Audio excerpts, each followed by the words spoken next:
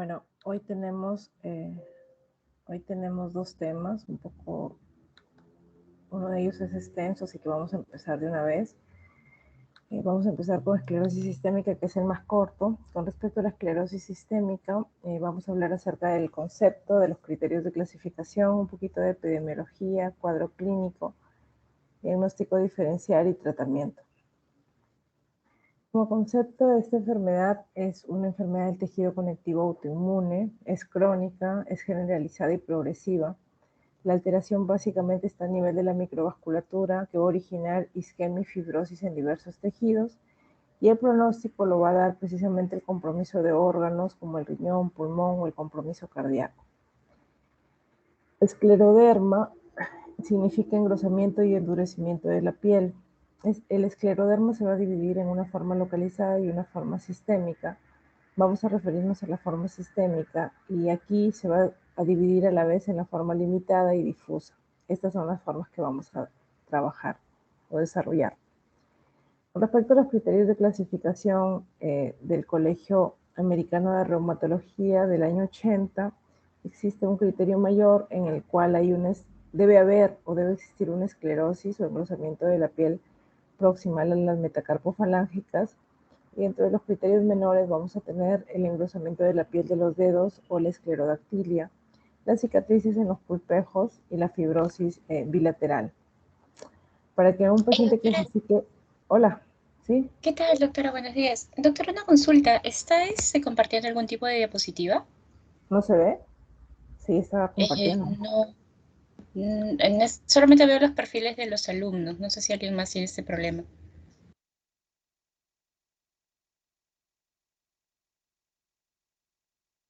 No se ve. Bueno, ya está cargando.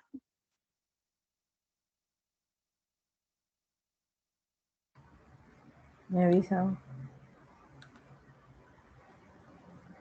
Ya podemos verlo, doctora.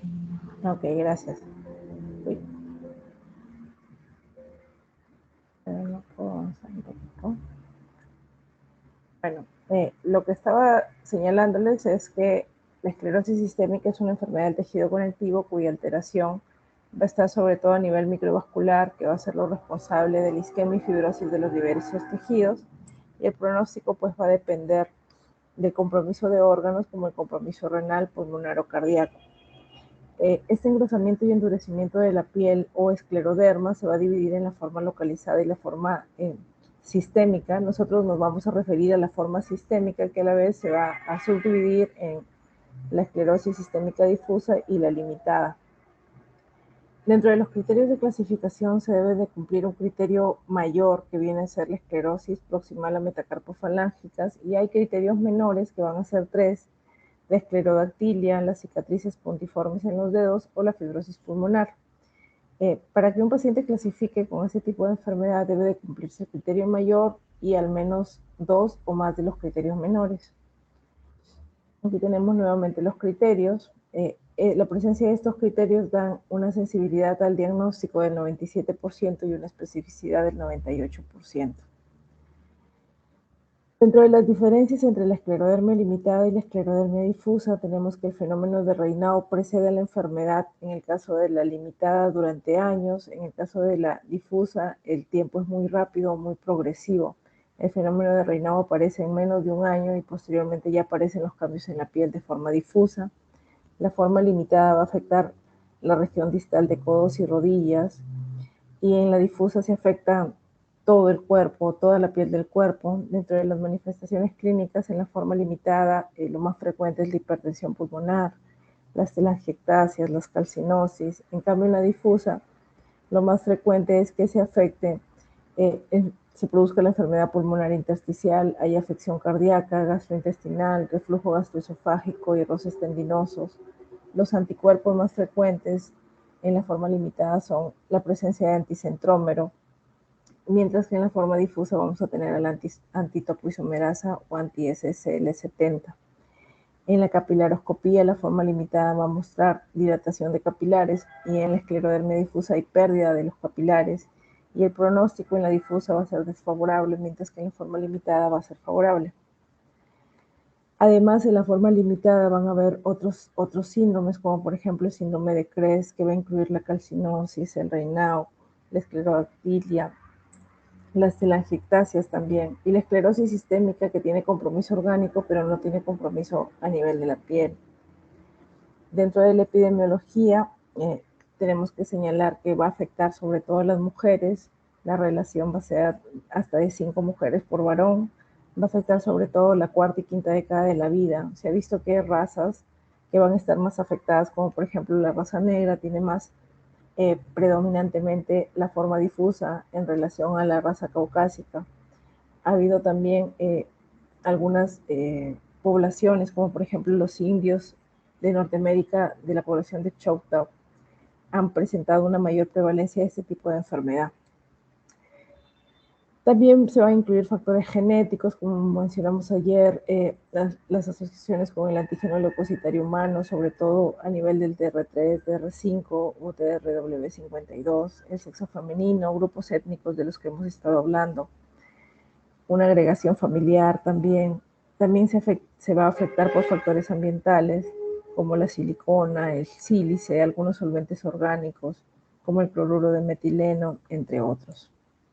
Entonces vamos a hablar un poquito de la patogenia, y como ya lo señalé, se relaciona sobre todo con una alteración a nivel de la microcirculación, produciéndose una vasculopatía obliterante inflamatoria. Se va a dar también una acumulación del colágeno a nivel de piel y órganos que van a generar la fibrosis, y finalmente va a haber una base autoinmune en la cual va a participar tanto la inmunidad celular como la humoral. Entonces, vamos a partir de una injuria vascular en la cual exista una disfunción a nivel del endotelio, activación de estas células endoteliales, se va a liberar endotelina, se va a activar las plaquetas y a la vez se van a activar los leucocitos, tanto los CD4 como CD8, los monocitos y los macrófagos van a participar en la activación de las células B, que van a comenzar a secretar estos autoanticuerpos, que como decíamos eran los anticentrómeros o antitopoisomerasas. Van a participar en la liberación del factor de crecimiento beta, factor de crecimiento del tejido conectivo o factor de crecimiento de plaquetas y quimioquinas. Finalmente, se va a producir una activación de los fibroblastos, acumulándose colágeno, incrementándose el depósito de moléculas de la matriz extracelular. Y todo esto va a llevar a una acumulación del colágeno que va a desencadenar la fibrosis. Esta fibrosis, a su vez, va a participar en esta vasculopatía obliterativa, que van a llevar a una mayor hipoxia y van a producir mayor activación de fibroblastos. Y también van a participar la diferenciación de los miofibroblastos y de los pericitos y de las células madre a nivel de la médula ósea, a nivel mesenquimal. Entonces, este daño vascular se va a caracterizar porque va a haber una formación de una neoíntima, va a haber hipertrofia de la capa media de los vasos y va a haber fibrosis a nivel de la adventicia. Y todo esto va a disminuir la luz del vaso, incrementando la vasculopatía obliterativa, y esto a la vez vuelve a incrementar la activación de fibroblastos, que vuelve a estrechar la luz. Entonces, la vasculopatía obliterante del vaso pequeño va a producir el fenómeno de Raynaud, va a ser responsable de la hipertensión pulmonar y de la crisis esclerodérmica renal. La fibrosis va a desencadenar el engrosamiento de la piel, la dismotibilidad a nivel gastrointestinal y la enfermedad pulmonar parenquimal, y finalmente la inflamación va a participar en lo que es la presencia de sinovitis o del friction wrap, que vienen a ser los crujidos que se producen ante el movimiento de los tendones por inflamación. El fenómeno de Raynaud, como ustedes saben, va a tener 3 fases que van a ser palidez, cianosis y rubicundez. El fenómeno de Raynaud se va a dividir en un tipo primario que no va a dañar los tejidos y no se asocia a una enfermedad difusa del tejido conectivo, y la forma secundaria, que sí se puede asociar a enfermedades del tejido conectivo y que sí pueden dañar los tejidos. Va a iniciarse con un vasoespasmo. Este fenómeno de Raynaud también muchas veces se va a ver precipitado por la exposición al frío o por el estrés. Ese vasoespasmo va a producir palidez, cianosis, y finalmente, cuando vuelve a liberarse del vasoespasmo, puede producirse el rubor. El fenómeno de Raynaud viene a ser la primera manifestación de la esclerosis sistémica, tanto difusa como limitada.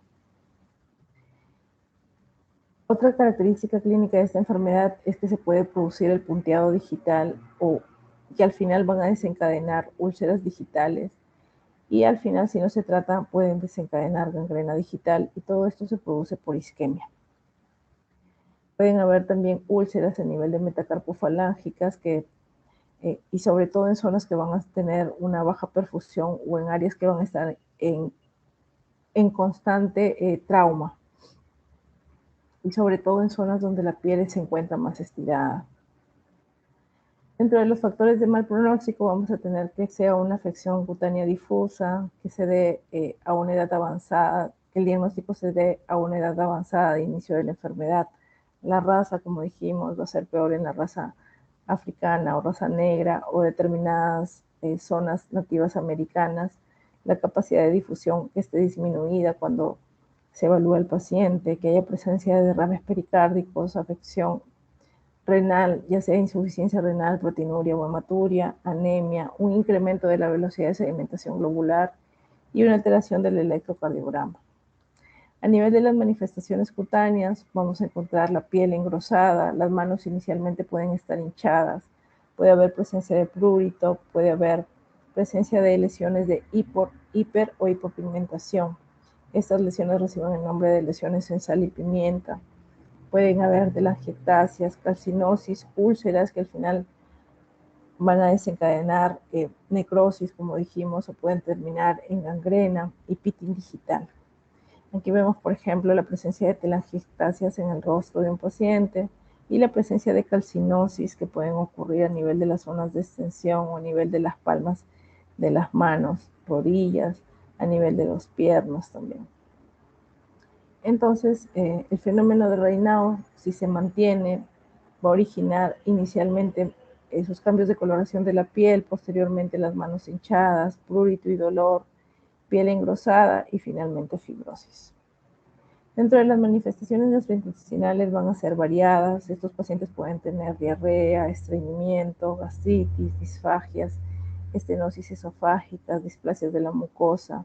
Pueden tener ectasias vasculares antrales, gástricas, esofagitis, gastritis, saciedad temprana, pero la manifestación gastrointestinal más frecuente es la presencia del reflujo gastroesofágico, que si no se trata puede producir displasia, reactividad a nivel de las vías respiratorias, inclusive erosiones a nivel del esófago. Con respecto a la afección a nivel pulmonar, actualmente es la principal causa de muerte en estos pacientes. El mayor riesgo se da en pacientes que tienen la forma difusa y siempre debemos de evaluar las pruebas de función pulmonar en estos pacientes cuyo patrón va a ser un patrón restrictivo. Clínicamente el paciente puede manifestar tos seca y disnea de esfuerzo ante esta sintomatología y siempre por rutina se debe hacer una evaluación de la función pulmonar mediante pruebas de espirometría. También se deben tomar imágenes como las tomografías de alta resolución y también se debe de evaluar el compromiso cardíaco para descartar hipertensión pulmonar. En algunas ocasiones se hace el lavado broncoalveolar, donde solemos encontrar un incremento de polimorfonucleares y eosinófilos. A nivel de la tomografía de alta resolución, vamos a tener que descartar dos tipos de patrones, el patrón NINE o el patrón NIU. El patrón NINE es de la neumonía intersticial no específica, que se caracteriza porque va a haber imágenes similares a vidrio deslustrado, que generalmente van a afectar las bases del pulmón. En esta etapa estamos hablando de un proceso inflamatorio autoinmune a nivel del pulmón y es el momento en el cual podemos dar inmunosupresores con la finalidad de evitar el progreso de esta inflamación a nivel pulmonar. Y el patrón NIU, que es la neumonitis intersticial usual, se va a caracterizar ya por un daño a nivel del pulmón, en el cual va a haber a nivel de la tomografía lesiones similares al panal de abeja o honeycomb. También podemos encontrar bronquiectasias. El predominio de estas lesiones suele ser basal y periférico y en ocasiones también se pueden encontrar algunas opacidades reticulares. Algunas veces este patrón NIU también se acompaña de lesiones tipo vidrio deslustrado o de patrones NINE y pueden haber ambas lesiones a la vez en el pulmón del paciente. También, ante la presencia de disnea de esfuerzo, tenemos que descartar hipertensión pulmonar y es necesario realizarles a estos pacientes las pruebas de ecocardiograma. Debemos de evaluar dentro de él la presión sistólica del ventrículo derecho, descartar que no hay insuficiencia tricuspidia. Los principales factores de riesgo para desarrollar hipertensión pulmonar son la esclerosis sistémica limitada, hipertensión pulmonar al inicio del diagnóstico y que tengan mayor edad. El gol estándar para descartar hipertensión pulmonar sigue siendo el cateterismo de corazón derecho. La afección cardíaca generalmente aparece en la etapa tardía de la enfermedad, suele dar un mal pronóstico y lo que vamos a ver aquí puede ser alteración a nivel de la conducción, falla del ventrículo izquierdo o falla global y presencia de pericarditis. Con respecto al compromiso renal y la crisis renal de escleroderma, anteriormente esta era la causa más común de muerte en esclerosis sistémica antes de que aparezcan los YECAS. Se ve sobre todo en la forma difusa, generalmente con menos de 4 años de evolución de la enfermedad, en pacientes que tienen anticuerpos anti-RNA polimerasa tipo 3, en pacientes que usan corticoides o ciclosporina, o aquellos que tienen una cardiopatía o anemia reciente. La clínica va a ser de una crisis hipertensiva. A nivel de laboratorio vamos a encontrar un incremento de la creatinina, presencia de hematuria, proteinuria, anemia y plaquetopenia, y el manejo es con YECAS. Dentro de los factores de mal pronóstico vamos a tener que el paciente sea de sexo masculino, que su creatinina sea mayor a 3 miligramos por decilitro en el momento del diagnóstico, que haya un retraso en la normalización de la presión arterial y que sean pacientes adultos mayores o con insuficiencia cardíaca congestiva. Dentro de la enfermedad musculoesquelética vamos a encontrar contracturas articulares, fricciones de tendones, miopatías o miositis, neuropatías por compresión, resorción ósea, también hay presencia de sinovitis, calcificaciones cutáneas. Dentro de los diagnósticos diferenciales se tienen que plantear enfermedades que también puedan producir síndromes esclerodermiformes, como por ejemplo la fibrosis sistémica nefrogénica o dermopatía nefrogénica por abrasión. En estos pacientes no hay Raynaud, el desarrollo es relativamente rápido. Esta fibrosis va a afectar más a miembros inferiores que a miembros superiores y se da en pacientes que están en hemodiálisis. En el caso de la fascitis eosinofílica, lo que vamos a encontrar es la presencia de infiltrado eosinofílico a nivel de las fascias engrosadas. La piel que se va a afectar no suele afectar manos ni dedos y va a tener una apariencia más arrugada y van a haber contracturas de flexión, sobre todo a nivel del codo. En el caso del esclerodema diabético, el paciente tiene el antecedente de diabetes mellitus, la induración y engrosamiento va a ser a nivel de la piel del cuello y sobre todo en las áreas proximales. Tampoco hay fenómeno de Raynaud, no suele afectar la región distal y en la biopsia vamos a encontrar colágeno y mucina. En el caso del escleromixedema, la induración cutánea va a ser más generalizada, puede involucrar manos y también se va a asociar a la presencia de la paraproteína. Con respecto al tratamiento en esta enfermedad, el tratamiento se va a basar principalmente en medidas generales. Dentro de las medidas generales vamos a tener terapias ocupacionales y también terapias físicas. Tenemos que tener en cuenta la nutrición, el ejercicio en estos pacientes y es muy importante el soporte emocional. Dentro de los tratamientos sintomáticos podemos utilizar antiinflamatorios para el manejo de la artritis, tendinitis. Los corticoides no se deben dar en altas dosis, las dosis deben ser muy bajas, si es que es necesario utilizarlos, si es que no se deben evitar por la posibilidad de desarrollar una crisis renal esclerodérmica. A nivel gastrointestinal se pueden utilizar inhibidores de la bomba de protones por el caso de gastritis o esofagitis, o en el caso de que haya estreñimiento se pueden utilizar laxantes, o en caso de que haya una diarrea funcional, algún medicamento como la metoclopramida, en el caso del estreñimiento la metoclopramida y la loperamida en el caso de la diarrea para evitar los síntomas, básicamente, siempre y cuando sea solamente un proceso inflamatorio y funcional. Muchas veces, por el mismo estreñimiento o alteraciones gastrointestinales, estos pacientes requieren inclusive antibióticos, ya que existe un sobrecrecimiento bacteriano a nivel intestinal. A nivel vascular, el fenómeno de Raynaud se suele tratar con inhibidores de los canales de calcio, y aquí lo que más utilizamos es el nifedipino. También se pueden utilizar inhibidores de la recaptación de la serotonina. También se pueden utilizar YECAs o inhibidores de la enzima convertidora de angiotensina o bloqueadores de los receptores de angiotensina, nitroglicerina en algunas ocasiones. Para la hipertensión pulmonar lo que usamos es el Bosentan. El Bosentan es un bloqueador de la endotelina, como vimos, participa en la patogenia de esta enfermedad. También se puede utilizar el sildenafilo, que viene a ser un bloqueador o un inhibidor selectivo de la fosfodiesterasa. Se puede utilizar hidroprosinalado. En el caso de la crisis renal esclerodérmica se tiene necesariamente que monitorizar la presión arterial y el uso de los YECAs es importante.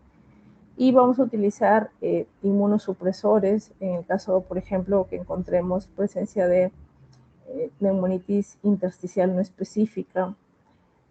Podemos utilizar micofenolato, ciclofosfamida. También se usa el metotrexate para el compromiso dérmico.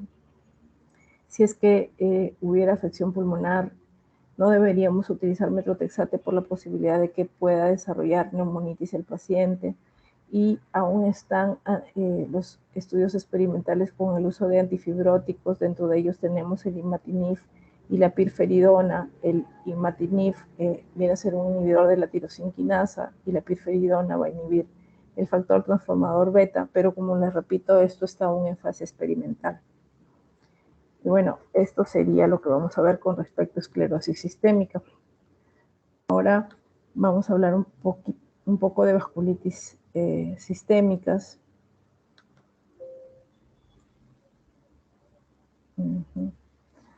Con respecto a las vasculitis sistémicas, nos vamos a referir al concepto, a la clasificación. Vamos a hablar un poco de vasculitis ANCA y también acerca de otro tipo de vasculitis como la crioglobulinemia, como la púrpura de Jenosch-Schönle, la poliarteritis nodosa y la enfermedad de Takayasu. Sí. Bueno, como su nombre lo dice, la vasculitis no es otra cosa que la inflamación de los vasos, y los hallazgos clínicos que vamos a encontrar o la sintomatología del paciente va a depender mucho del tipo de vaso sanguíneo que se va a afectar. La clasificación se va a dar en vasos pequeños, vasos medianos y grandes vasos. Vamos a empezar con los vasos pequeños. En la clasificación de vasos pequeños vamos a encontrar aquellas en las que es común encontrar inmunocomplejos a nivel de la pared del vaso y aquellos en que es poco frecuente encontrar complejos inmunes en la pared del vaso. Estas son las vasculitis tipo ANCA y se van a dividir en las vasculitis de Chur-Strauss, granulomatosis de Wegener y poliangiitis microscópica. En aquellas que es común encontrar inmunocomplejos en los vasos, vamos a tener a aquellas que son secundarias a las producidas por lupus o artritis reumatoide, a la púrpura de Jenosch-Schönle, donde hay sobre todo inmunoglobulina tipo A, las vasculitis por crioglobulinas, de otros tipos de vasculitis. En vasculitis es muy importante la toma de biopsia, sobre todo para las vasculitis de pequeños y medianos vasos. Y en las biopsias lo que solemos ver es infiltrado inflamatorio a nivel de la pared muscular del vaso. Entonces vamos a empezar con las vasculitis de vasos pequeños. Las vasculitis ANCA asociadas se van a dividir en tres. Van a ser la poliangiitis microscópica, la granulomatosis de Wegener, que actualmente se llama poliangiitis con granulomatosis, y el síndrome de Chur-Strauss. Anteriormente, la clasificación de poliangiitis microscópica no existía y se introducía dentro del concepto de la poliarteritis nodosa, pero han aparecido una serie de elementos que han permitido diferenciarlas. Y tenemos que la poliangiitis microscópica es la vasculitis más frecuente dentro de las vasculitis de pequeño y mediano vaso.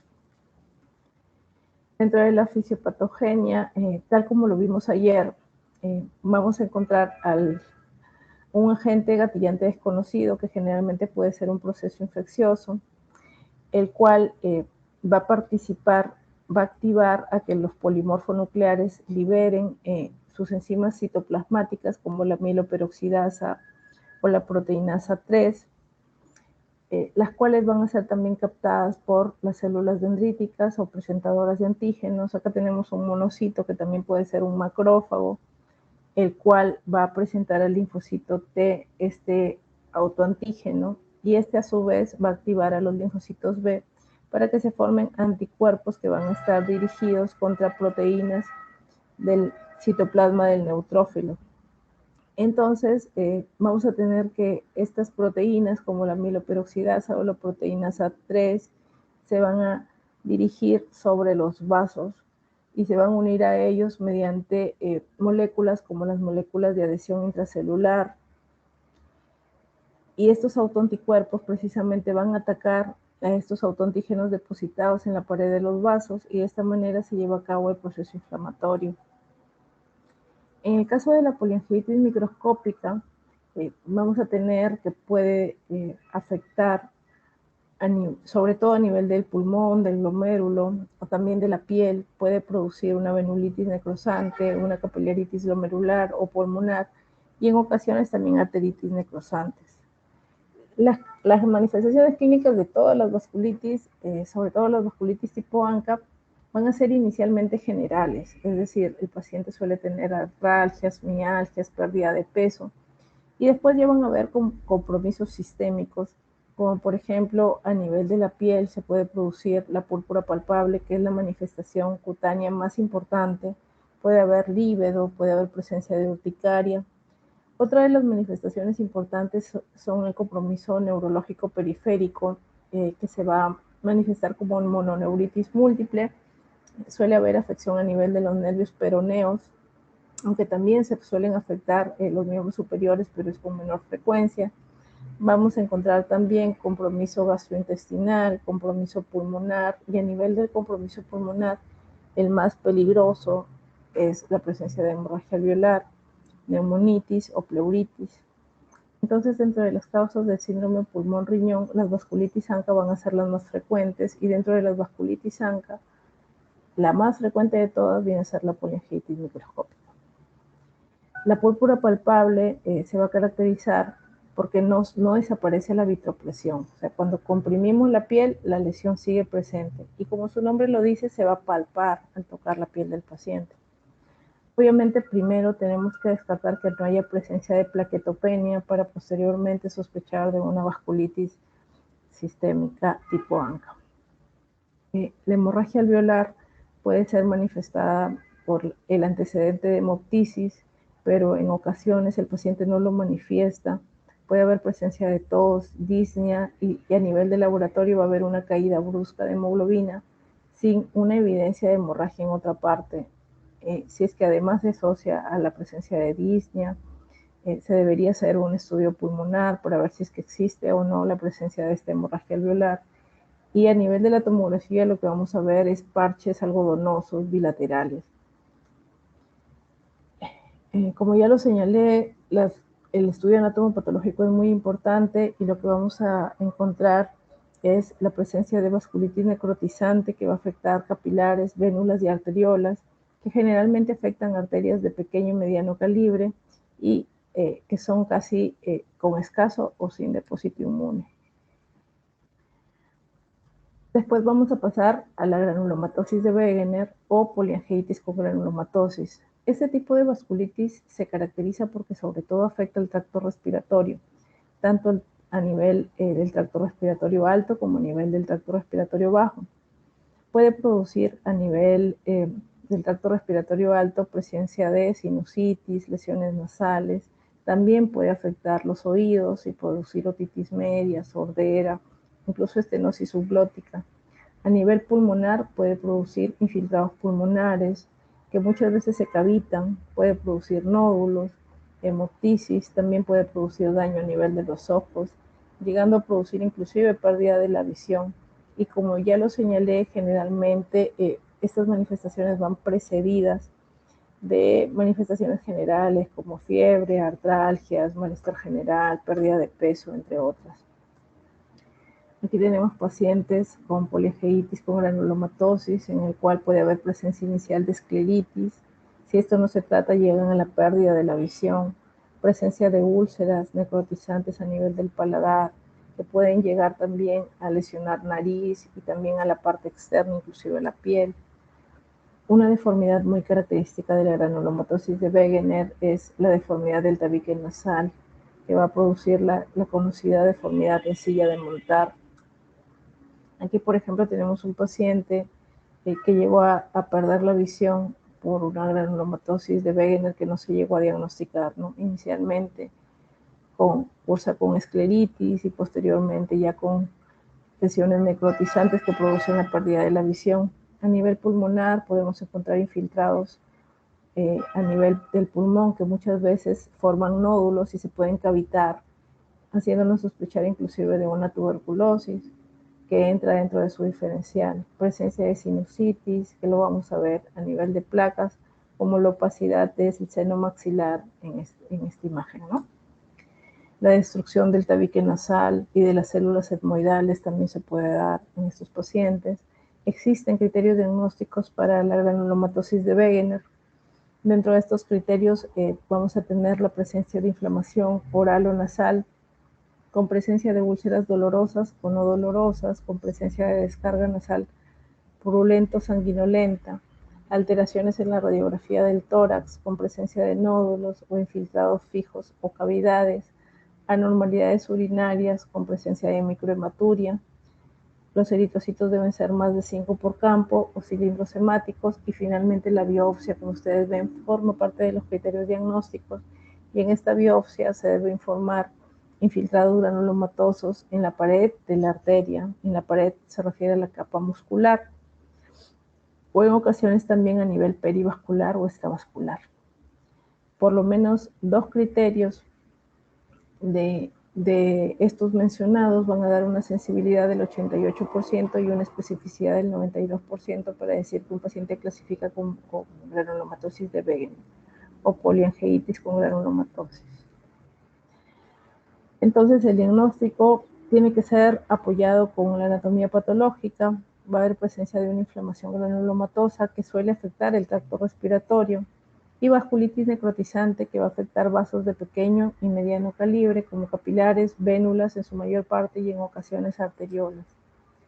El síndrome de Chura-Strauss, que sería la última vasculitis ANCA, igual es sistémica, puede producir lesiones a nivel de la piel, a nivel vascular, a nivel renal, pulmonar, cardíaco, gastrointestinal, neurológico, inclusive nasal.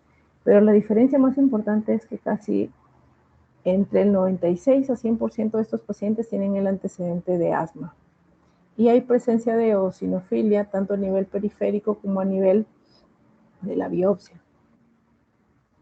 Dentro de los criterios de clasificación vamos a tener la historia de asma, la presencia de eosinofilia, más del 10%, la presencia de neuropatía, mononeuropatía o polineuropatía, infiltrados pulmonares que igual sean migratorios o transitorios, sinusitis aguda o crónica, y los eosinófilos extravasculares o vasculitis eosinofílica en biopsia. Fíjense ustedes que los eosinófilos y el asma son el 50% de los criterios diagnósticos.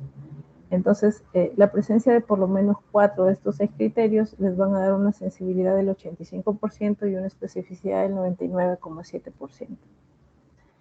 El diagnóstico se va a dar por inflamación granulomatosa a nivel de la biopsia y rica en eosinófilos que suelen comprometer tractos respiratorios, y vasculitis necrotizante que va a afectar vasos de pequeños calibre sobre todo y en ocasiones mediano calibre. El protocolo de diagnóstico, principalmente en la vasculitis, cuando sospechen de una vasculitis ANCA, primero es descartar el síndrome de Chura-Strauss, posteriormente descartar la granulomatosis con poliangeitis o granulomatosis de Wegener, basados en los criterios mencionados, en las histologías compatibles, en los criterios subrogados que vamos a describir a continuación. Y si finalmente no se cumple ninguno de ellos, podemos sospechar de una poliangeitis microscópica en base a la clínica, en base a la histología o estudios de anticuerpos. Y si no se cumple nada de ellos, sospecharemos ya de una poliarteritis nodosa. Dentro de los criterios subrogados de la granulomatosis de Wegener vamos a tener la presencia de afección de vías respiratorias bajas o altas, la afección renal con presencia de hematuria, o presencia de eritrocitos dismórficos hasta en el mayor al 10%, Dentro de las afecciones del tracto respiratorio bajo vamos a tener la estenosis bronquial o la evidencia por rayos X de que haya presencia de infiltrados pulmonares o nódulos cavitados por más de un mes. Y a nivel de las manifestaciones de vías respiratorias altas vamos a tener la descarga nasal sanguinolenta o presencia de costras a nivel nasal por más de un mes o úlceras nasales, la presencia de sinusitis crónica, otitis medio, mastoiditis por más de 3 meses, la presencia de una masa retroorbital o estenosis subglótica y la deformidad en silla de montar a nivel del tabique. Esta tabla es sobre todo para recordarles los diagnósticos diferenciales de las vasculitis ANCA asociadas. Se tiene que diferenciar de procesos neoplásicos, de procesos infecciosos, dentro de ellos la tuberculosis que le hemos mencionado, del uso de drogas, por ejemplo, pacientes que usan cocaína, que pueden producir una vasculitis localizada, ya que muchas veces esta droga se inhala. Vasculitis secundarias a otro tipo de enfermedad autoinmune como lupus, Sjögren, otro tipo de enfermedad difusa del tejido conectivo, la enfermedad de Beckett, la sarcoidosis o otro tipo de enfermedades que puedan simular vasculitis como por ejemplo el síndrome antifosfolípido, entre otros. Con respecto al manejo de estas enfermedades, el manejo se da con ciclofosfamida. El esquema que se usa es el esquema EUVAS. La ciclofosfamida se da de forma endovenosa. La dosis es de 15 miligramos por kilo cada 2 semanas, los 3 primeros pulsos, y luego 15 miligramos por kilo cada 3 semanas, los 3 a 6 pulsos. La duración de ese tratamiento de inducción suele ser de 3 a 6 meses y solemos dar de 6 a 9 pulsos endovenosos, ¿no? También se utilizan glucocorticoides. Inicialmente, si es que el paciente está muy afectado, usamos pulsos de metilprednisolona y posteriormente prednisona vía oral a dosis de 1 miligramo por kilo por día, y se van a disminuir progresivamente la dosis de corticoides durante los 3 primeros meses hasta llegar a lo mínimo posible de glucocorticoides, ¿no? Tienen que saber que las vasculitis ANCA se van a categorizar en una forma localizada, sistémica temprana, generalizada, severa o refractaria. Y de acuerdo a la categoría va a ser el tratamiento de inducción y o de mantenimiento. Hablamos de la forma localizada cuando solamente se va a afectar el tracto respiratorio alto o el tracto respiratorio bajo sin afectar ningún otro órgano sistémico, ningún otro sistema. Hablamos de la forma temprana, cuando se afecta cualquier órgano que no pone en peligro la vida del paciente, por ejemplo, la parte dermatológica o articular. Hablamos de la forma generalizada cuando ya se afecta el riñón, con una creatinina menor de 5,6 miligramos por decilitro, o también se puede afectar otro órgano que pone en peligro la vida del paciente. Hablamos de la forma severa cuando la creatinina ya está por encima de 5,6 y se afecta algún otro órgano que pone en peligro la vida del paciente. Y hablamos de la forma refractaria cuando no responden a glucocorticoides ni ciclofosfamida. Entonces, tanto la vasculitis producida por poliangitis microscópica como la que es producida por granulomatosis de Wegener van a tener el mismo esquema de tratamiento, con un esquema de tratamiento de inducción y de mantenimiento. El de inducción, por ejemplo, si hablamos de la forma localizada, que como dijimos solamente se localizaba en las vías respiratorias altas o bajas, solo damos cotrimoxazol y corticosteroides tanto en inducción como en mantenimiento. Si hablamos de una forma generalizada, que no comprometa órganos que pongan en peligro la vida del paciente, como dijimos, por ejemplo, aparte de las vías respiratorias, podría ser la zona articular o la parte dérmica, utilizaremos metrotexate y corticosteroides, tanto en inducción como en mantenimiento. Si hablamos de un paciente ya con órganos que ponen en peligro la vida del paciente, sí es necesario, y básicamente se compromete el riñón, sí es necesario usar pulsos de ciclofosfamida en la fase de inducción. Cuando la afección es severa, también utilizamos pulsos de ciclofosfamida, incluso en ocasiones se pueden utilizar la plasmaféresis dentro del tratamiento de inducción, y en el tratamiento de mantenimiento se usa la satioprina.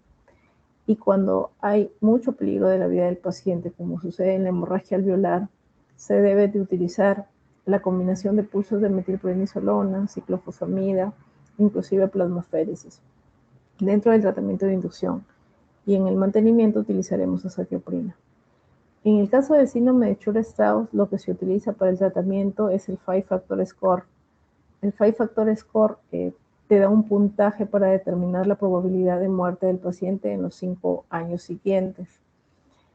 Anteriormente se evaluaban 5 puntos, que era proteinuria mayor a 1 gramo, insuficiencia renal con creatinina mayor a 1.58, miocardiopatías, afecciones gastrointestinales graves. Básicamente se refiere a episodios de hemorragia, afección del sistema nervioso central. Cada uno tenía un puntaje de 1. Actualmente el 5-Factor Score se modificó y toma en cuenta lo anteriormente mencionado, excepto la proteinuria, lo cambia por una edad mayor a 65 años y en vez de afección del sistema nervioso central, colocan ausencia de afectación a nivel de ORL o todos los sistemas de otorrinolaringología, y a cada uno le da un puntaje de 1. Entonces, si el 5-Factor Score es igual a 0, no presenta el paciente ninguno de estas alteraciones, lo que haremos es solamente darle corticosteroides y de pronto cotrimoxazol y bajar la dosis, ¿no?, de este corticosteroide. Pero si el 5-Factor Score es 1 o mayor a 1, sí tenemos que darle pulsos de ciclofosfamida y corticosteroides. Y el mantenimiento se va a dar con inmunosupresores menos tóxicos como la azatioprina. Ahora ya terminamos con la vasculitis ANCA. Vamos a pasar brevemente a hablar acerca de los otros tipos de vasculitis. Vamos a empezar por la crioglobulinemia. La crioglobulinemia se va a caracterizar porque va a producir artralgias, debilidad y púrpura. Generalmente hay un grupo que se asocia con la presencia de virus de la hepatitis C. Suele producir lesiones sobre todo a nivel de piel que se van a manifestar como púrpura, úlceras a nivel de los miembros inferiores, fenómenos de Raynaud, artralgias, mialgias, etc.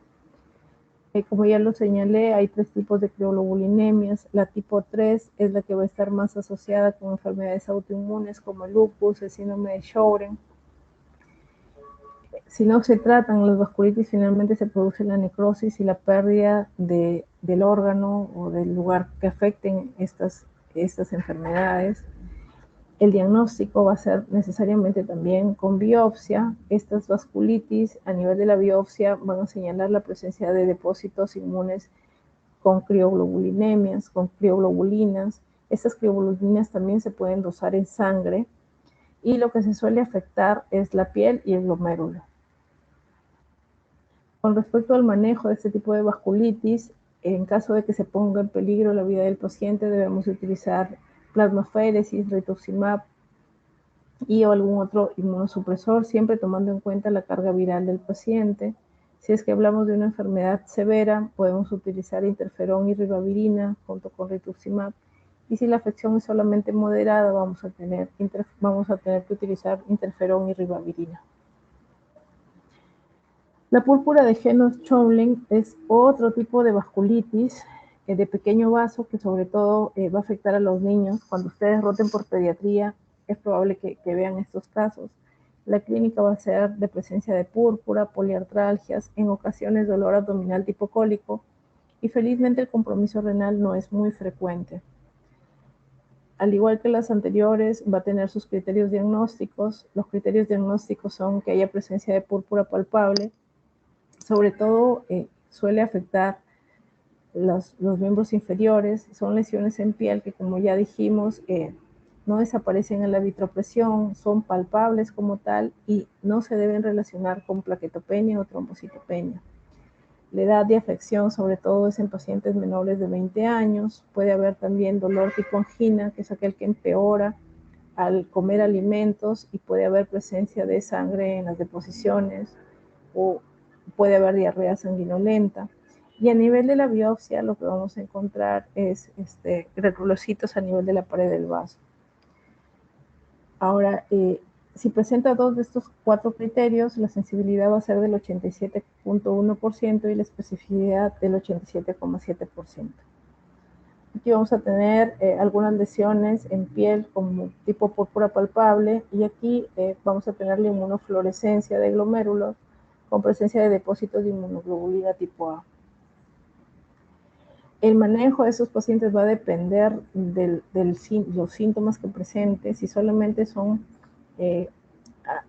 es una afección de articulaciones y del rash, se suelen dar sobre todo antiinflamatorios. Se le pide al paciente que repose, pero si ya vemos hay compromisos mayores, como por ejemplo una hemorragia pulmonar, que felizmente no es lo frecuente, se suelen dar drogas inmunosupresoras y también plasmaféresis. Igual, si es que hay una nefritis rápidamente progresiva, se pueden dar corticosteroides en pulsos generalmente y drogas inmunosupresoras como la ciclofosfamida y plasmaféresis. Si hablamos de una proteinuria en rango nefrótico, vamos a usar pulsos de corticosteroides y en ocasiones también va a ser necesario utilizar ciclofosfamida. Pero por lo general en estos pacientes se utilizan solo antiinflamatorios, bajas dosis de corticosteroides, generalmente solamente de forma oral y básicamente reposo. Vamos a hablar ahora de las vasculitis de vaso mediano. En las vasculitis de vaso mediano lo vamos a dividir en 2 grupos, la enfermedad de Kawasaki y la poliarteritis nodosa. Ambas van a ser arteritis necrotizantes, y la diferencia es que en el Kawasaki va a haber un síndrome linfomococutáneo, linfonodular mucocutáneo, es decir, se van a afectar los ganglios. En cambio, eso no sucede con la poliarteritis nodosa. En la enfermedad de Kawasaki también hay criterios diagnósticos. Esta enfermedad se ve sobre todo en niños. Dentro de los criterios para hablar de una enfermedad de Kawasaki completa, vamos a tener fiebre de al menos 5 días de evolución con al menos 4 de los siguientes criterios. En primer lugar, una inyección conjuntival bilateral, alteraciones de la mucosa bucal, se habla de la lengua aframbuesada, exantema polimorfo, lesión palmoplantar con descamación y adenopatías cervicales mayores a 1,5 centímetros. Esto es para la forma completa. Y para la forma incompleta van a haber sobre todo alteraciones de laboratorio. Se habla de fiebre de al menos 5 días con más 2 o 3 criterios clínicos, con un PCR mayor a 30, un BCG mayor a 40 y al menos 3 de los siguientes criterios clínicos de laboratorio: albúmina menor a 3, anemia, normocítica y normocrómica, elevación de TGP, plaquetas por encima de 450.000, leucocitos por encima de 15.000 y más de 10 células por campo en el sedimento de orina. Con respecto al manejo, se utilizan las gamaglobulinas endovenosas a dosis de 2 gramos por kilo día, más aspirinas. Según la evolución del paciente, si desaparece la fiebre, se va a continuar el tratamiento con aspirinas. Lo más peligroso en esta vasculitis es que se puedan presentar aneurismas a nivel cardíaco, por eso es necesario monitorizarlos con el ecocardiograma cada 6 o 8 semanas. Si se ve que en este periodo de tiempo el ecocardiograma está normal, se deja, y las plaquetas están normales, se deja de dar aspirina, pero si las plaquetas están elevadas, se continúan hasta normalizarse. Si el ecocardiograma está afectado con presencia de aneurismas, lo que debemos de dar es, aparte de la aspirina, anticoagular al paciente.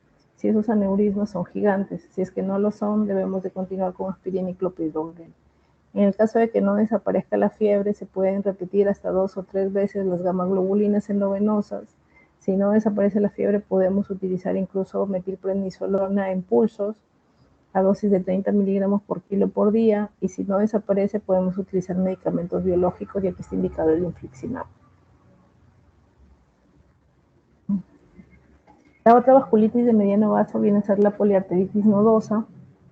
Hay 10 criterios, la presencia de 3 criterios o más van a darle una sensibilidad de diagnóstico del 82,2% y una especificidad del 86,6%. Estos criterios van a ser pérdida de peso más de 4 kilos que no se deba a la dieta, la presencia de líquido reticular, la presencia de dolor e hipersensibilidad testicular que no sea secundaria a infecciones, traumatismos u otras causas, la presencia de mialgias, debilidad o dolor en piernas, la presencia de mononeuropatías o polineuropatías, hipertensión arterial, donde la diastólica sea mayor a 90, urea y creatinina elevadas por encima de 40 y de 1.5 miligramos por decilitro respectivamente, la presencia del virus de la hepatitis B ser relacionado con esta vasculitis, que hayan arteriografías alteradas, y aquí debemos de encontrar aneurismas u oclusiones de arterias viscerales, que no sea secundaria a aterosclerosis ni a displasias fibromusculares, y finalmente la biopsia, que está presente en la mayoría de las vasculitis, con presencia de neutrófilos en la pared del vaso. Las manifestaciones más frecuentes de este tipo de vasculitis van a ser sobre todo las partes neurológicas. Va a haber fiebre, astenia, pérdida de peso como manifestaciones generales que suelen preceder a todas estas vasculitis. Va a haber mononeuritis múltiple, puede haber vasculitis de arterias renales, pueden haber lesiones en tipo púrpura, artralgias y polimialgias y nódulos subcutáneos.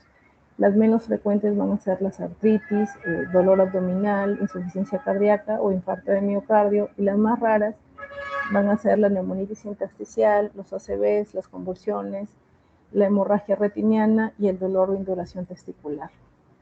Aquí podemos ver, por ejemplo, la presencia de aneurismos en esta angiotomografía, o la presencia de hipertrofia de la íntima con polimorfonucleares a nivel de la pared del vaso. También pueden haber procesos de oclusión arterial o interrupción arterial. La mononeuritis múltiple se va a caracterizar porque va a haber debilidad o pérdida de fuerza distal, y si esto es crónico se puede observar inclusive la pérdida de masa muscular, ¿no? Aquí, por ejemplo, hay una disminución de la eminencia tenar del paciente. Como lo señalamos al inicio, la poliangiitis microscópica con la poliarteritis nodosa antes se incluían en un solo grupo, pero han habido determinadas manifestaciones que han permitido diferenciarlas. Dentro de ellos tenemos que la glomerulonefritis rápidamente progresiva, por ejemplo, es más frecuente en la poliangiitis microscópica y no se suele presentar en la poliarteritis nodosa. La presencia de ANCA positivo, sobre todo MPO, es más frecuente en la poliangiitis microscópica, hasta en un 75%, y no se ve o es positiva en menos del 10% en pacientes con poliarteritis nodosa. Los aneurismas por arteriografías están presentes en la poliarteritis nodosa y no están presentes en la poliangiitis microscópica. La relación con virus de hepatitis B se ve en la poliarteritis nodosa y no en la poliangiitis microscópica. La hemorragia alveolar, la afección pulmonar, está más frecuentemente observada en la poliangiitis microscópica y no se suele ver en la poliarteritis nodosa. Así que hay una serie de comparaciones que han permitido diferenciar estos dos tipos de vasculitis, y actualmente se encuentran en diferente clasificación. Aquí nuevamente están los criterios de clasificación que ya los hemos mencionado. Y el diagnóstico anatomopatológico va a ser como una vasculitis necrotizante de arterias de pequeño y mediano calibre, que no suele comprometer vasos pequeños como capilares, vénulas y arteriolas. El manejo, como en todas esas enfermedades, pues va a depender de lo que afecte el paciente. Sobre todo se van a utilizar inmunosupresores cuando se ponga en peligro la vida del paciente, cuando haya presencia de aneurismas confirmados por esta enfermedad. Pero en los casos en los cuales no haya una afección mayor, se deben de utilizar inmunosupresores menos tóxicos, como por ejemplo la satioprina o el metrotexate, y corticoides solamente en dosis orales. Aquí vamos a tener el algoritmo de la poliarteritis nodosa. Si es que afecta sobre todo piel y miembros inferiores, vamos a utilizar colchicina, antiinflamatorios, glucocorticoides. Sí, es muy importante saber si es que hay afección del virus de hepatitis B y si está activo o no está activo. Si está activo, debemos de utilizar entecavir, que son agentes antivirales. Si es que no está activo, procederemos a clasificar la enfermedad según el cuadro clínico que afecte o el órgano que afecte, para decidir o no el uso de inmunosupresores. Por último, vamos a ver las vasculitis de vasos grandes. Aquí vamos a encontrar la arteritis de células gigantes y la arteritis de Takayasu. La arteritis de células gigantes suele dar un cuadro clínico sobre todo de dolor de cabeza nuevo, Puede haber fatiga, fiebre, claudicación mandibular, pérdida de peso. Puede afectarse también la arteria temporal y producir una arteritis de la arteria temporal. Hay que tener en cuenta que dentro de la complicación más frecuente está la afección ocular, que puede producir diplopia o ceguera permanente, que va a ser la complicación más seria que presenta este tipo de arteritis. Y también puede presentarse como una amaurosis fugaz, que viene a ser un factor predictivo, o como una neuritis óptica isquémica. Al igual que todas las vasculitis, o la mayoría de ellas, hay criterios de clasificación.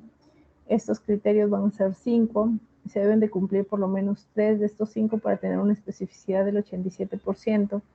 Vamos a tener que la edad de presentación sea a una edad mayor de 50 años, que haya un nuevo dolor de cabeza que anteriormente no tenía el paciente, que haya anormalidades en la arteria temporal, y estas anormalidades se van a manifestar como dolor a la palpación, disminución de los latidos, y que no estén relacionados con aterosclerosis o con otro proceso cervical arterial, la elevación de reactantes de fase aguda como la velocidad de sedimentación por un valor por encima de 50 milímetros por hora, y que hayan alteraciones a nivel de la biopsia de la arteria temporal.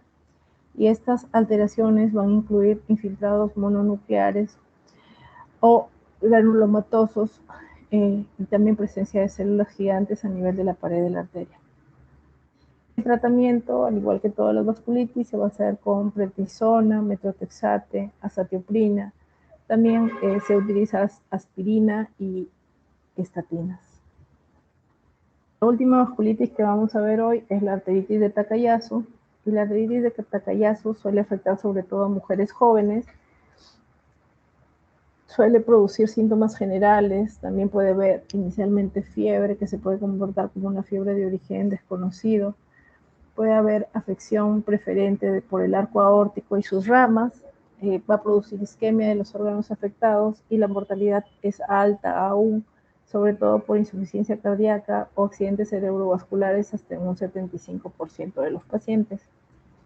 Con respecto al diagnóstico, según los criterios de 1990 de la CR, vamos a tener el desarrollo de síntomas a una edad menor de 40 años, que haya empeoramiento de la fatiga o disconfort en músculos de una o más extremidades al estar en actividad, que haya disminución del pulso en una o ambas arterias braquiales, que haya una diferencia de presión arterial sistólica entre los brazos mayor a 10 milímetros de mercurio, que haya presencia de un soplo audible en auscultación sobre una o ambas arterias subclavias, que haya un estrechamiento arteriográfico u oclusión completa de la aorta, ya sea de sus ramas primarias o arterias grandes proximales, que no se atribuyan a aterosclerosis, a displasia fibromuscular o a causas similares.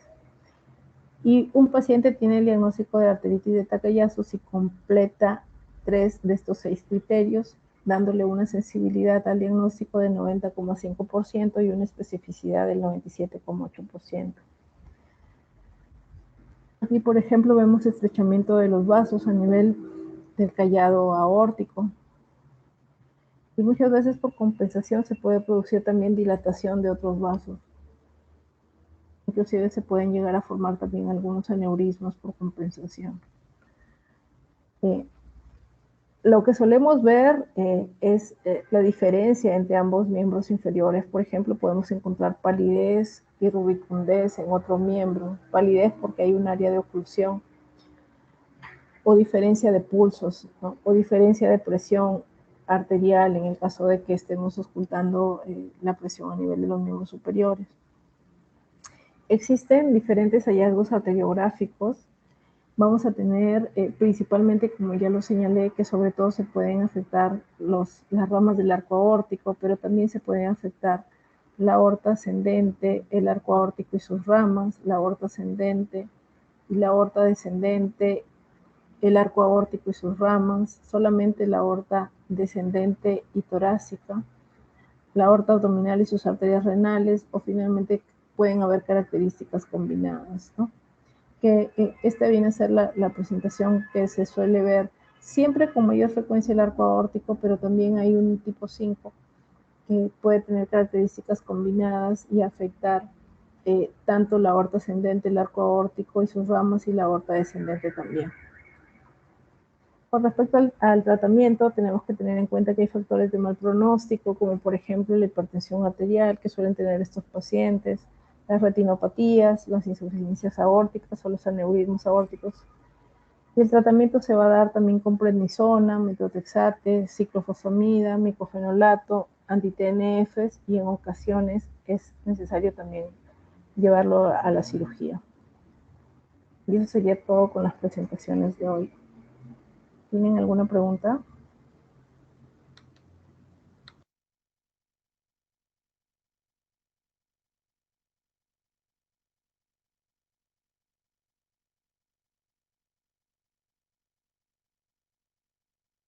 Si no hay preguntas, Doctora, sí, me parece que no hay ninguna pregunta por parte de mis compañeros.